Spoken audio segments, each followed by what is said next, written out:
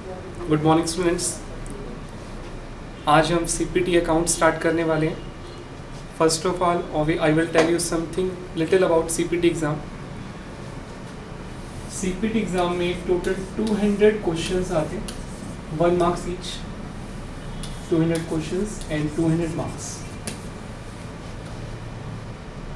Totally objective exam होता है, 1 marks each question. इसमें 4 ऑप्शन होते हैं, आपको एक पे टिक करना होता है। पास होने के लिए आपको 100 मार्क्स चाहिए, यानी एग्जैक्टली 50%।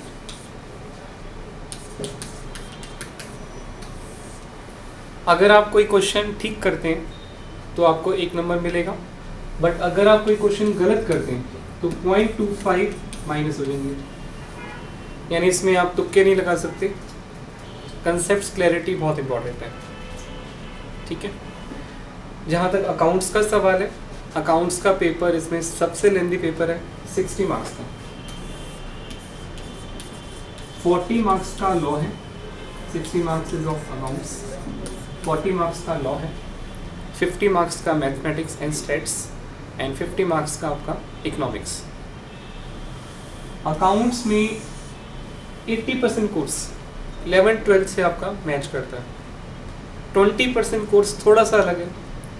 3 टॉपिक्स हैं जो 11-12 में आपने नहीं पढ़े, बिल्कुल आपके लिए न्यू है। Consignment, joint venture and inventory valuation. बाकी जो टॉपिक्स हैं जो कॉमन भी हैं, उसमें भी कंसेप्ट क्लैरिटी बहुत इंपॉर्टेंट है। For example rectification of errors में रेक्टिफाई कैसे करते हैं, रेक्टिफिकेशन एंट्री क्या होगी, ये तो आपको मालूम है, बट उसकी थियोरेटिकल बैकग्राउंड आपको कम मालूम होगा या कम बच्चों को ही मालूम होगा। जैसे कि what type of error it is. For example, let's start with a small topic, rectification of error.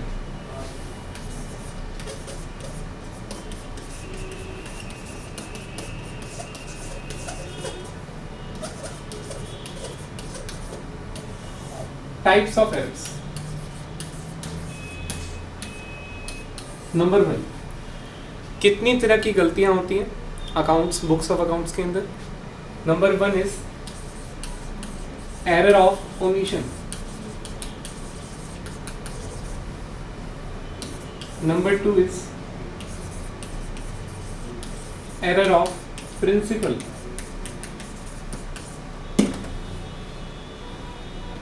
Number 3 is compensating error.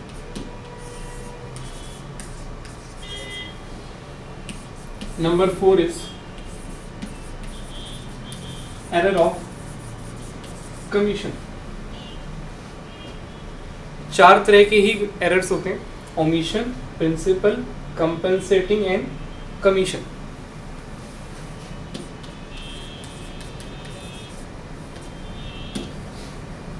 तो 1 बाय 1 हम सबको डिस्कस करते हैं, चारों को। एरर ऑफ ओमिशन क्या होता है? अगर कोई एंट्री आप बिल्कुल ही रिकॉर्ड करना भूल जाते हैं, when an entry is altogether omitted to be recorded in books of accounts, इसको हम क्या बोलते हैं?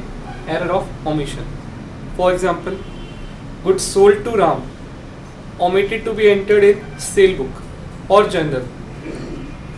राम को सेल करा और सेल बुक में या जर्नल में एंट्री नहीं करी, रिकॉर्डिंग ही नहीं करी, इसको हम क्या बोलेंगे? Error of omission.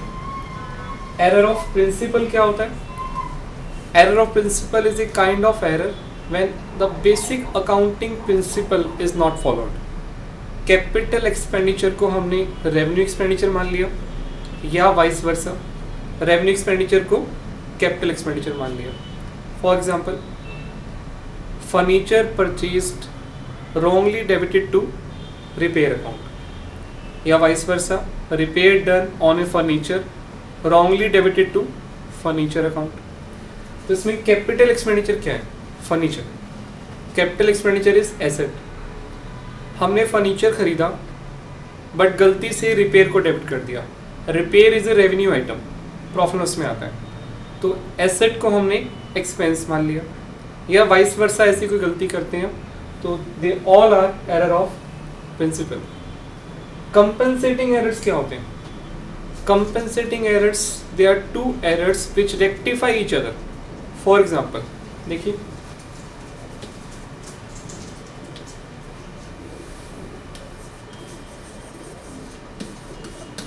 Goods sold to Mister x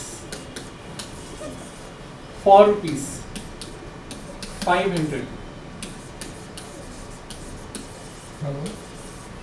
recorded as 5,000 rupees, and goods sold to Mr. X for rupees 5,000, recorded as rupees 500,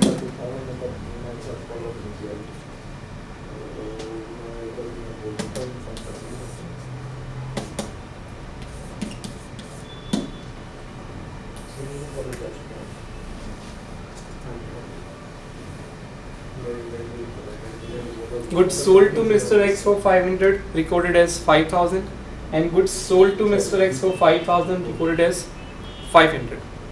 तो इसमें दो गलतियां हैं डिफरेंट डेट्स पे। एक पर्टिकुलर डेट पर एक्स को सेल करा 500 रुपये का, 5,000 से एंट्री कर दी, यानी 4500 रुपये, 4500 रुपीज़ ज़्यादा है। और फिर नेक्स्ट किसी डिफरेंट डेट पर एक्स को सेल करा 5000 का, एंट्री हमने 500 से करी है, यानी 4500 कम से करी है। तो ये दोनों गलतियाँ एक दूसरे को ठीक कर देती हैं। No rectification entries required to be passed, they are compensating errors.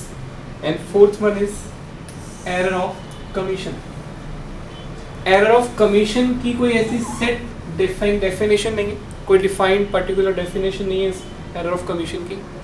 इसमें सिर्फ क्या है, remaining all the errors, जो गलतियाँ जो error of omission भी नहीं है, जो error of principle भी नहीं है, जो compensating भी नहीं है, वो किस में आएंगी, वो सारी mistakes आएंगी error of commission। तो आपके एग्जाम में सवाल जैसे आता है, क्वेश्चन आता है, goods sold to Ram debited to Shyam account. तो 4 ऑप्शन आते हैं, first one is omission, second is principle, third is compensating, fourth is commission. चारों पे से एक पे टिक करना है आपको। तो सबसे पहले कैसे स्टार्ट करेंगे आप, goods sold to Ram debited to Shyam account, okay. क्या वो एरर ऑफ ओमिशन है? नहीं है। क्यों नहीं है?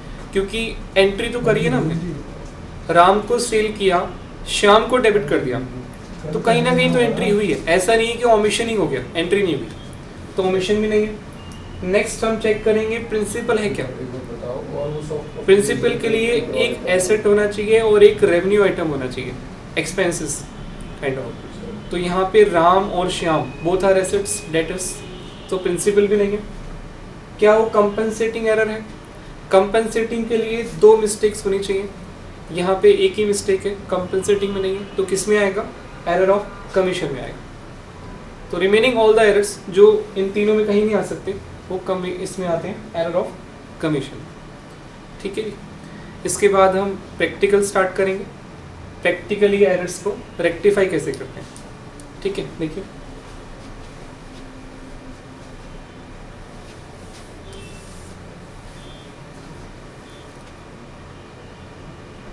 Hello all, my name is C.A. Deepti Malik and will be teaching you economics subject of your CS EPT.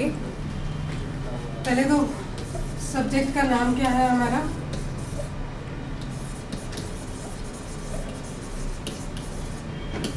General economics.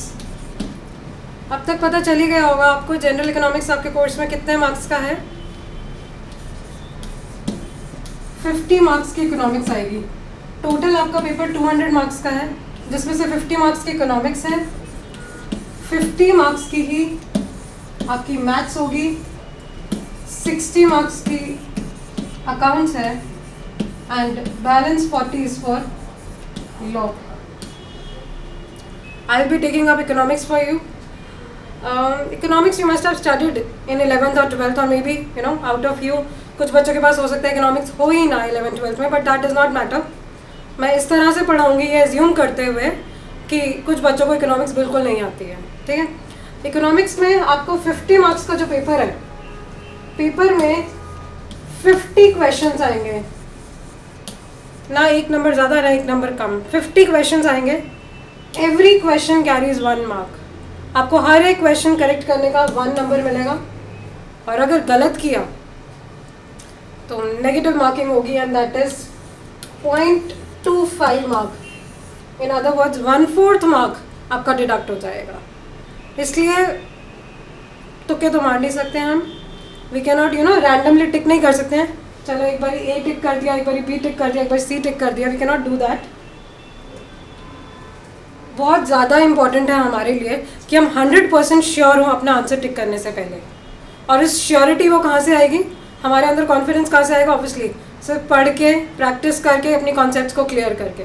और उस चीज़ की श्योरिटी मैं देती हूँ, अगर मेरी सारी क्लासेस अटेंड करोगे, मेक श्योर रेगुलर रहो, क्लासेस मिस नहीं कर सकते। 12th तक पढ़ाई अलग थी, अब तो सीए में एंटर हो चुके हो आप यही समझो आप सीए के स्टूडेंट्स हो। बहुत सिंसियरली पढ़ना पड़ेगा, हर एक क्लास अटेंड करनी पड़ेगी सारे सब्जेक्ट्स की। किसी भी अकाउंट चैप्टर सब्जेक्ट को लाइटली मत लेना। इकोनॉमिक्स 50 मार्क्स है, उसको ऐसे ट्रीट करना, सीपीटी का एक मेजर पार्ट ही यही है, ठीक है। इकोनॉमिक्स में आप लोगों ने 12th तक तो देखा होगा कि 2 पार्ट्स होते हैं, एक माइक्रो इकोनॉमिक्स और एक मैक्रो इकोनॉमिक्स। 12th तक तो शायद इसका एक अलग से डिस्टिंक्शन होती होगी मार्क्स की, हाफ माइक्रो हाफ मैक्रो, पर इस बार कोई ऐसी सेपरेशन नहीं है।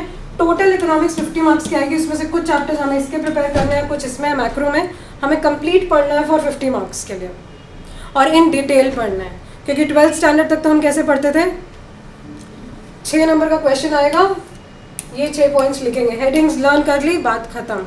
ऐसा नहीं होगा इस केस में, एक एक लाइन से उठकर क्वेश्चन आएगा, क्योंकि ऑब्जेक्टिव टाइप आएगा, करेक्ट आंसर टिक करना है, या ए है या बी है या सी है या डी है। उस समय तो हमें श्योर होना है कि ये आंसर सही है या ये आंसर गलत है।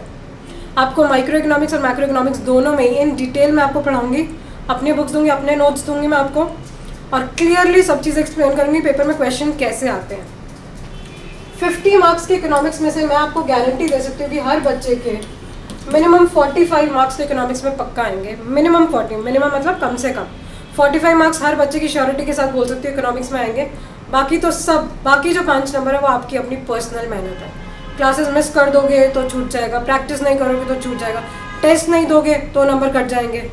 50 मार्क्स लाना कोई बड़ी बात नहीं है इकोनॉमिक्स में, बट थोड़ी सी मेहनत के साथ पढ़ना। मेरे साथ अब मैं समझा रही हूँ तो समझना, नहीं समझ में आता तो उसी वक्त बोलना कि मैम प्लीज़ आप वो रिपीट करोगे, ठीक है। मैं आपको छोटा सा टॉपिक अभी बताती हूँ, शायद कुछ कुछ तो याद होगा। माइक्रो इकोनॉमिक्स में कौन से चैप्टर्स होते थे, एक तो होगी introduction to micro economics, demand supply के चैप्टर्स पढ़ने हमने, प्रोडक्शन एंड कॉस्ट, चौथा चैप्टर मार्केट। पर आपने जो 12th स्टैंडर्ड में पढ़ा है उससे काफ़ी डिफरेंट होगा। 12th स्टैंडर्ड में पढ़ने का तरीका अलग होता है, सीए में पढ़ने का तरीका अलग होगा, सीपीटी में स्पेशली आई शुड से। हमने पढ़ने वही चैप्टर्स है, थोड़ा थोड़ा थोड़ा आपको हर चैप्टर में आता होगा। इंट्रोडक्शन ब्रीफ पता है, डिमांड के अब तक पता है, और जिनको नहीं भी पता मैं ऐसे चैप्टर्स पढ़ाऊंगी एज्यूम करते हुए कि हो सकता है कुछ बच्चों ने इकोनॉमिक्स नहीं थी 12th में, ठीक है। माइक्रो ये होगी, और फिर एक मैक्रो इकोनॉमिक्स के कुछ चैप्टर्स हैं। कैसे हैं, एक होगा इंडियन इकोनॉमी का चैप्टर है, कुछ एस्पेक्ट्स ऑफ इंडियन इकोनॉमी है, एस्पेक्ट्स नाम का एक चैप्टर है जिसमें हम पढ़ेंगे पॉपुलेशन वगैरह के बारे में, ट्रांसपोर्टेशन के बारे में। और चैप्टर्स आपका मनी एंड बैंकिंग होगा। इकोनॉमिक रिफॉर्म्स बहुत ही हैवी चैप्टर्स हैं, इकोनॉमिक रिफॉर्म्स चैप्टर्स होंगे। एक ब्रीफ सा इंट्रोडक्शन मैंने आपको दिया सिलेबस का, और अभी मैं आपको एक छोटा सा टॉपिक स्टार्ट कर रही हूँ। आप लोगों ने पढ़ा होगा 12th में वैसे तो मार्केट। मार्केट का मतलब क्या होता है, सबसे पहले तो ये मार्केट मैम एक ऐसी जगह है जहाँ पे हम शॉपिंग करने जाते हैं। हाँ बच्चे, शॉपिंग करने तो जाते हैं। Market is a place where buyers meet the sellers, और इनके बीच में क्या होती है, एक डील होती है, एक ट्रांजैक्शन होती है एक स्पेसिफाइड प्राइस पे, उसको बोलते हैं मार्केट। हम लोग जब ट्रांजैक्शन नहीं करते तो उसको मार्केट नहीं बोलते। इन अदर वर्ड्स, जो ये विंडो शॉपिंग नाम की चीज़ होती है, बस घूम के आ गए, हम उसको इकोनॉमिक्स में मार्केट की तरह डील नहीं करते, वो तो बस इंसान लोग घूमने गए थे आ गए, बायर्स घूमने गए थे आ गए। मार्केट मेरे लिए वो रेलिवेंट है जहाँ पे बायर्स और सेलर्स के बीच में एक ट्रांजैक्शन होती है for a definite specified price. Buyer भी राजी है उस पर खरीदने के लिए, सेलर भी राजी है उस पर चीज़ को सेल करने के लिए या बेचने के लिए।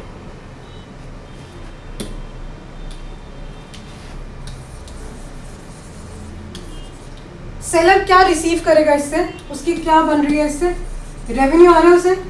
रेवेन्यू का क्या मतलब है, price per unit into quantity sold. उसने 5 रुपये की एक आइटम थी, 2 चीज़ें बेची तो उसके पास रेवेन्यू कितना आ गया, 10 रुपये। रेवेन्यू का मतलब इनकम नहीं होता, क्योंकि इस 10 रुपये में कुछ तो मेरी कॉस्ट भी लगेगी। रेवेन्यू का मतलब होता है कि कितना पैसा मुझे कस्टमर दे गया।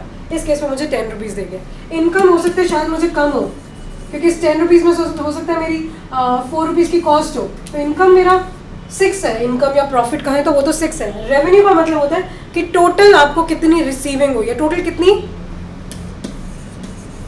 सेल हुई है। और इनडायरेक्टली मैंने आपको एक फॉर्मूला बता दिया है TR का।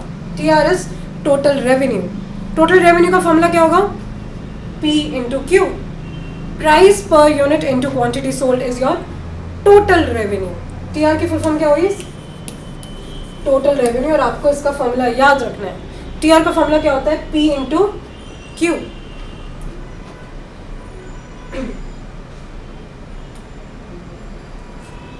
TR के बाद और भी शायद किसी को याद आ रही हो चीजें और क्या होती है TR के अलावा। मैम एक तो कुछ MR था और मैम कुछ AR था। MR और AR क्या था, मार्जिनल रेवेन्यू और एवरेज रेवेन्यू। मार्जिनल रेवेन्यू का क्या मतलब होता है और एवरेज रेवेन्यू का क्या मतलब होता है, हम वो डिस्कस करेंगे। इनके भी फॉर्मूलेज हमें याद करने हैं, पर ऐसे लर्न नहीं करने, पहले समझने हैं फिर याद करने हैं। TR का फॉर्मूला तो हम समझ गए मैम, P इंटू Q होगा। एवरेज का क्या होगा, आप लोग अपने स्कूल डेज तक मार्क्स निकालते थे ना मैम, 2 पेपर मिल गए, 3 पेपर मिल गए, तो 40 + 50 + 60 divided by 3। Average means individually subjects में जितने मार्क्स आए उनको डिवाइडेड बाय 3 कर देना। एवरेज रेवेन्यू मुझे निकालनी हो तो सेलर क्या करेगा, ये देखेगा फर्स्ट प्रोडक्ट बेचा मेरे पास 5 रुपये आए, दूसरी चीज़ बेची मैंने मेरे पास 6 रुपये आए, तीसरी चीज़ बेची मेरे पास 8 रुपये आए, डिवाइडेड बाय 3, क्योंकि मैंने 3 चीज़ें सेल करी हैं। टोटल रेवेन्यू का क्या मतलब हो गया, एवरेज रेवेन्यू का मतलब जितना टोटल रेवेन्यू रिसीव करा आपने, पहली बार इतना रिसीव करा, दूसरी बार इतना, तीसरी बार इतना, डिवाइडेड बाय जितनी क्वांटिटी थी। इन अदर वर्ड्स मैं कह सकती हूँ एवरेज रेवेन्यू का फॉर्मूला हुआ TR upon Q, total revenue divided by your quantity. ठीक है, ये फॉर्मूला आपने याद कर रखने हैं। आगे मैं आपको obviously in the upcoming classes I will be teaching you.